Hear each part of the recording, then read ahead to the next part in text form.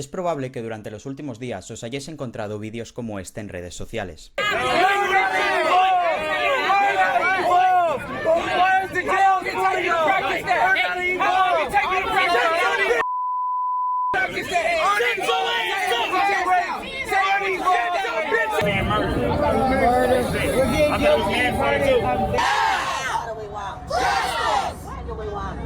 Y es que el reciente juicio ha reavivado la tensión por este caso. Os hablo del caso de Carmelo Anthony y Austin Metcalf. Cuando sucedió todo, Carmelo tenía 17 años, ahora tiene 19. Ha sido juzgado como adulto y condenado a 35 años de prisión por lo que hizo. Lo que podría ser un caso más, un caso como muchos otros, se ha convertido en todo un debate, o mejor dicho, en una auténtica guerra. Resulta que muchos dicen que esta sentencia de 35 años es una injusticia y que Carmelo actuó en legítima defensa. Por lo tanto, al ver esto, a mí me comía la curiosidad y quería saber realmente qué había pasado. Para ello, he usado como fuente el informe policial del arresto de Carmelo, donde cada uno de los agentes que estuvieron presentes ese día relata lo que vieron. Esto sucedió el 2 de abril del 2025, en Frisco, Texas, en el estadio David Kuykendall. La policía recibe una llamada sobre un apuñalamiento. Les dicen que han apuñalado a un atleta y describen al sospechoso como un varón negro con sudadera gris y pantalones azules. El primer oficial en llegar fue el agente Eduardo Cortés. En su informe policial dice que al recibir el aviso salió inmediatamente de su oficina y se dirigió hacia una de las entradas del estadio. Al entrar se encontró con dos estudiantes que le dijeron dónde estaba la víctima. Cuando el oficial se acercó a las gradas, que era donde estaba Austin, la víctima, un hombre señaló al agresor. Este era Carmelo Anthony. Carmelo estaba en la pista cerca del extremo norte del estadio. Cortés dice en su informe que le mandó mantener las manos en el aire y que sin haberle preguntado nada sobre lo sucedido, Carmelo afirmó que él solo se estaba defendiendo. Cortés le cacheó para ver que no llevaba nada, y así era. Para entonces ya estaba desarmado. Y Carmelo vuelve a hablar y dice: él me puso las manos encima. Carmelo fue esposado y le sentaron en el suelo. El agente también menciona en el informe que una vez hecho esto, avisó por radio de que ya tenía al presunto sospechoso, a lo que Carmelo respondió: no soy presunto, yo lo hice. Entonces le llevaron a coche patrulla, y durante el camino Carmelo estaba bastante alterado, bastante emocional. Sin que los agentes le estuvieran interrogando ni nada, dijo que Austin le puso las manos encima cuando él le dijo que no lo hiciera. También le preguntó a otra gente que acudió a la escena que si lo que había hecho se podría considerar como legítima defensa. Yo creo que en este momento empezó a ser consciente de la gravedad del asunto y probablemente por eso empezó a justificarse y a dar explicaciones que nadie le estaba pidiendo. Carmelo fue llevado a la cárcel, le cambiaron de ropa y la ropa suya, la que llevaba puesta, fue metida en una bolsa como evidencia para la investigación. También contamos con el informe del sargento Oatis, que para cuando llegó, el agente Cortés y la agente Reichi estaban llevando a Carmelo al coche patrulla. En ese momento empezó a llover muy fuerte y el agente usó su propio teléfono para hacer fotos de la escena del crimen, ya que se temía que por las lluvias y el alboroto de la gente se pudieran perder o contaminar evidencias. También menciona que varios testigos les informaron de que Carmelo había tirado el cuchillo cerca de ahí. Al final, uno de los agentes encontró el cuchillo y lo taparon con una gran lona azul porque por las lluvias pues no querían que perturbara las evidencias. Vamos ahora con los testigos. ¿Por qué apuñalaron a Austin? ¿Qué pasó realmente? El informe del oficial Taylor Wettel menciona que mientras caminaba hacia las gradas donde estaba Austin, se le acercó uno de los testigos para contarle lo que había visto. Ese día dos equipos estaban jugando un partido de fútbol americano cuando empezó a llover. Por tanto, se paró el partido y todo el equipo de Austin se metió en una carpa, que era la carpa de su equipo. Cuando Austin estaba sentado bajo la carpa, Carmelo Anthony, que era del otro equipo, se sentó bajo la misma carpa. Y entonces Austin le dijo a Carmelo que tenía que moverse de la carpa de su equipo. Y ahí fue cuando, según el testigo, Carmelo agarró su mochila, la abrió y metió la mano dentro. Y le dijo a Austin: tócame y verás lo que pasa. El testigo dijo que nadie pensó realmente que Carmelo tuviera armas en su mochila. Y aquí es cuando las cosas escalan. Según el testigo, Austin le tocó, y Carmelo le dijo que le diera un puñetazo y viera lo que pasaba. Poco tiempo después, Austin agarró a Carmelo para sacarlo de la carpa, y ahí es cuando Carmelo sacó una navaja negra y apuñaló a Austin una vez en el pecho. Después del apuñalamiento, el testigo dijo que Carmelo huyó corriendo. La policía encontró más testigos, entre ellos el hermano de Austin, que estaba, lógicamente, muy nervioso y no estaba en condiciones para hablar. Y un compañero suyo, que estaba junto a él, fue quien dio otro testimonio. Realmente es muy parecido al otro. Este dijo que estaban sentados bajo la carpa de la escuela cuando un joven a quien no conocían se acercó y se sentó bajo la carpa. Este era Carmelo. Entonces Austin le dijo que, como no iba a su escuela, tenía que irse de la carpa. Entonces ellos dos empezaron a discutir y fue ahí cuando Austin se levantó y lo empujó para sacarlo de la carpa. Entonces Carmelo empezó como a buscar algo en su mochila y sacó un cuchillo, apuñaló a Austin en el pecho y se fue. Básicamente lo que sucedió está bastante claro, no había ningún misterio. ¿Qué pasó con Austin? Mientras la policía interroga a los testigos, saca fotos y detiene a Carmelo, a él está atendiendo personal del departamento de bomberos y entrenadores que estaban en el partido.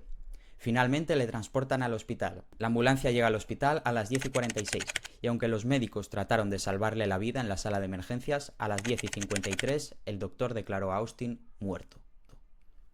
Como dije al inicio del vídeo, Carmelo por entonces tenía 17 años, al igual que Austin. La familia de Carmelo lo defiende. Públicamente hacen muchas declaraciones, reiteran que él no tiene antecedentes, que es estudiante, que hace deporte, que trabaja, que no es una mala persona. El 14 de abril del 2025, la fianza de Carmelo se reduce de $1 millón a $250.000. Se le permitió salir de la cárcel bajo arresto domiciliario, con un monitor de tobillo. Algunas personas lo vieron como una decisión legal razonable para un chico de 17 años sin antecedentes penales. Otras personas sintieron que el sistema estaba siendo demasiado indulgente con él.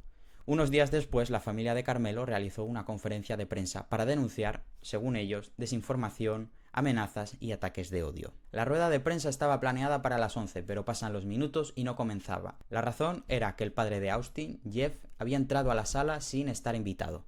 He was not invited. He knows that it's inappropriate to be near this family. Aunque nos pueda sorprender, mucha gente apoya a Carmelo. Su familia hizo una recaudación de fondos y llegaron a recaudar más de $500,000. En este punto la gente en internet ya estaba dividida. La gente discute sobre si fue o no fue legítima defensa. Y lo que personalmente considero más absurdo es que están provocando tensiones entre negros y blancos por esto. Y es que no tiene ningún tipo de sentido, no tiene nada que ver. Ahora vamos a la actualidad. El martes 9 de junio del 2026, hace muy poco, termina el juicio y se dicta sentencia. Carmelo es sentenciado, como he dicho al principio del vídeo, a 35 años de prisión. Y aquí muchas personas vuelven a sacar el tema de la raza y vuelven a provocar tensión. ¿Por qué? Porque resulta que en el jurado, compuesto por 12 personas, no había ninguna persona negra. Y hay gente que ha interpretado esto como una injusticia, porque de alguna manera piensan que si en el jurado hubiera personas negras, estas personas podrían, digamos, empatizar más con él o no tener prejuicios con él por el hecho de ser negro. Personalmente creo que esto es muy irrelevante, pero en Estados Unidos no piensan igual. Y en los últimos días ha habido protestas, ha habido insultos y ha habido mucha tensión. Durante el juicio, la defensa de Carmelo decía que él se estaba defendiendo. Enfatizaron en la diferencia física entre Carmelo y Austin. Carmelo pesa 59 kilos y mide 1,75, frente a Austin que medía 1,85 y pesaba casi 100 kilos. Y sumando esto a que Austin le empujó para sacarle de la carpa, justifican el acto de Carmelo porque se estaba defendiendo y se sintió intimidado. Os digo que este argumento de legítima defensa fue rechazado por el jurado. A partir de ahí ya está condenado por asesinato, y ahí la defensa lo único que puede hacer era usar el concepto que se traduce como pasión súbita, o sudden passion en inglés. Este es un atenuante bajo la ley de Texas. Este atenuante reduce la gravedad del castigo.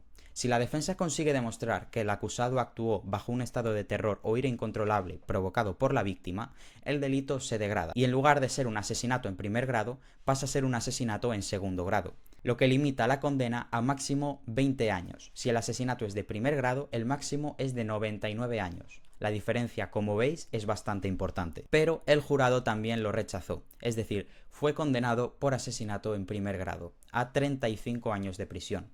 Pero realmente, dentro de lo que es un asesinato en primer grado, 35 años realmente no es mucho. Además, según la ley de Texas, al cumplir el 50% de la condena, podrá solicitar la libertad condicional, por lo que estaríamos hablando de un mínimo de 17 años. Para lo que es un asesinato en primer grado, realmente no estamos hablando de una condena muy severa. Hay que entender que él tenía 17 años cuando pasó todo esto, pero realmente no han sido tan duros con él. La cosa podría haber sido mucho peor, y aún así la gente se queja. Tras la sentencia, los padres de Austin hicieron sus declaraciones. Ese mismo día, cuando se anunció la sentencia, las inmediaciones del tribunal se convirtieron en una auténtica batalla campal. Los manifestantes denunciaban que el sistema legal de Texas es racista y corrupto. Además, los abogados de Carmelo Anthony ya han confirmado que van a apelar la condena por asesinato. Y con todo esto ya tenéis un contexto completo de la historia, de lo sucedido según el informe policial, del juicio y de las protestas.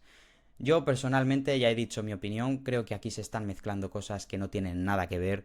Creo que da igual si Carmelo es blanco o negro, creo que da igual si el juzgado es blanco o negro. Creo que la organización Black Lives Matter, así como los supuestos activistas que dicen luchar por la igualdad, no se tendrían que haber metido en esto y no tendrían que utilizar esto para defender sus ideas políticas. No me puedo imaginar cómo se debe sentir la familia de Austin sabiendo que hay afuera gente completamente ajena a la situación, que realmente no lo han vivido, se mete donde nadie les ha llamado para pedir una supuesta justicia. Y además de la manera en la que lo están haciendo, sin mostrar ningún tipo de respeto por la víctima, que no nos olvidemos que es un chaval de 17 años que ha muerto. Y dicho esto, muchas gracias y hasta el próximo vídeo.